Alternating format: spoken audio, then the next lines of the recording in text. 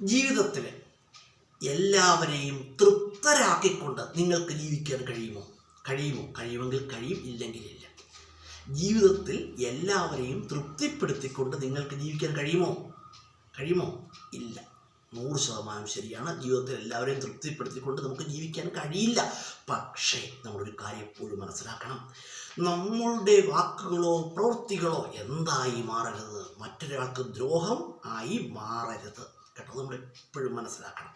നമ്മൾ എല്ലാവരെയും തൃപ്തരാക്കണമെന്നില്ല, പക്ഷേ നമ്മളുടെ വാക്കുകളോ പ്രവൃത്തികളോ മറ്റുള്ളവർക്ക് ദ്രോഹമായി മാറാനും പാടില്ല. മറ്റുള്ളവർക്ക് ശാരീരികമായോ മാനസികമായോ ഒരു പ്രയാസം ഉണ്ടാകാനും പാടില്ല കേട്ടോ. അത് എപ്പോഴും നമ്മൾ മനസ്സിലാക്കണം. നമ്മളെന്ത് ചെയ്യുക? നന്മകൾ പ്രവർത്തിക്കുക. ഒരു കാര്യം ഞാൻ പറയട്ടെ, നിങ്ങളുടെ കഴിവിലും വളർച്ചയിലും അസൂയ ബാധിച്ച് ഒരു വ്യക്തിക്ക് പ്രയാസമുണ്ടായിക്കഴിഞ്ഞാൽ അയാളുടെ ദുഃഖത്തിൽ നിങ്ങൾ ഉത്തരവാദികളല്ല കേട്ടോ. അത് പ്രത്യേകം മനസ്സിലാക്കുക. അത് നിങ്ങളുടെ വളർച്ചയിൽ മറ്റൊരാൾ അസൂയ ബാധിച്ച് അദ്ദേഹം ദുഃഖിതനാകുന്നുവെങ്കിൽ നിങ്ങൾ അയാളുടെ അത്തരത്തിലുള്ള ദുഃഖത്തിന് നിങ്ങൾ ഉത്തരവാദിയല്ല കേട്ടോ. അസൂയ ബാധിച്ചുണ്ടാകുന്ന ദുഃഖം എന്താണ്? സ്വയം വരുത്തി വെക്കുന്ന ദുഃഖമാണ് കേട്ടോ.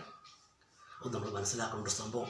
ഒരു കാര്യം, നമ്മുടെ ജീവിതത്തിൽ എന്തു പാടില്ല? ജീവിതത്തിൽ അസൂയ നമ്മുടെ മനസ്സിൽ നിന്നും ഒഴിവാക്കണം എന്ന് ഞാൻ ഇന്നലെ ഒരു വീഡിയോയിൽ പറയുകയുണ്ടായി.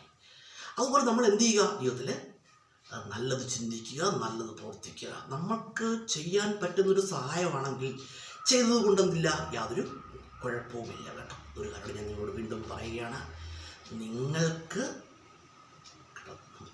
നമുക്ക് ഒരു വ്യക്തിക്ക് ഒരു സഹായം ചെയ്യുമ്പോൾ എന്തുണ്ടാകാൻ പാടില്ല? നമുക്കും പ്രയാസങ്ങൾ ഉണ്ടാകാൻ പാടില്ല. നമുക്ക് പ്രയാസങ്ങൾ ഉണ്ടായിക്കൊണ്ട് വേറൊരാൾക്ക് സഹായം ചെയ്യണമെന്ന് ഞാൻ നിങ്ങളോട് പറയുകയുമില്ല കേട്ടോ. അപ്പോൾ നമുക്ക് നമ്മൾ ആ പ്രയാസങ്ങൾ എടുത്തു വെച്ചുകൊണ്ട് നമ്മൾ വേറൊരാളെ സഹായിക്കണമെന്ന് ഞാൻ നിങ്ങളോട് പറയില്ല. പക്ഷേ നമ്മൾ എന്ത് ചെയ്യാൻ പാടില്ല? ഒരാൾക്ക് പോലും ഒരു ദ്രോഹം പ്രവർത്തിക്കുവാൻ പാടില്ല കേട്ടോ. അതുപോലെ നമ്മൾ മനസ്സിലാക്കേണ്ട മറ്റൊരു വസ്തുത, നമ്മൾ മറ്റൊരാളെ ദ്രോഹിച്ചുകൊണ്ട് എന്തൊക്കെ തന്നെ ജീവിതത്തിൽ വെട്ടിപ്പിടിച്ചാലും എന്തു ചെയ്യും? അതൊന്നും ശാശ്വതമല്ല. അതിനൊന്നിനും ജീവിതത്തിൽ യാതൊരു നിലനിൽപ്പുമില്ല. അത് എന്താണ്? അത് അലംഘനീയമായ ഒരു പ്രപഞ്ച സത്യമാണ്. നമുക്കറിയാം, പ്രവൃത്തിക്ക് എന്തുണ്ട്? ഫലമുണ്ട്. അത് നല്ല പ്രവൃത്തികളാണെങ്കിൽ നല്ല ഫലം, മോശം പ്രവൃത്തികളാണെങ്കിൽ മോശം ഫലം. ഇത് നമുക്കറിയാവുന്നൊരു കാര്യമാണ്. അത് അലംഘനീയമായ ഒരു പ്രപഞ്ച സത്യമാണ് കേട്ടോ. ഇത് മറികടക്കാൻ കഴിയില്ലെന്നാണ്. പ്രവൃത്തിക്ക് എന്തുണ്ട്? ഫലമുണ്ട്.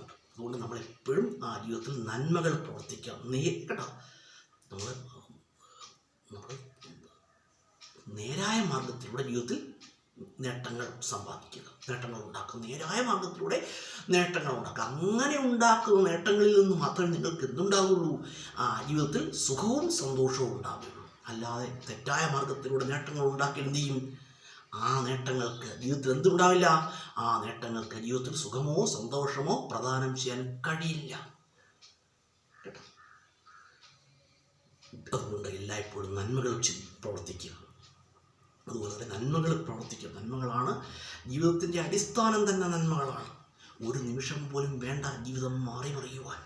അത് നമ്മൾ എപ്പോഴും മനസ്സിലാക്കണം. അതുകൊണ്ട് നമ്മളെപ്പോഴും എന്ത് ചെയ്യുക? നന്മ പ്രവർത്തിച്ച് എന്ത് ചെയ്യുക? മുന്നോട്ട് പോവുക.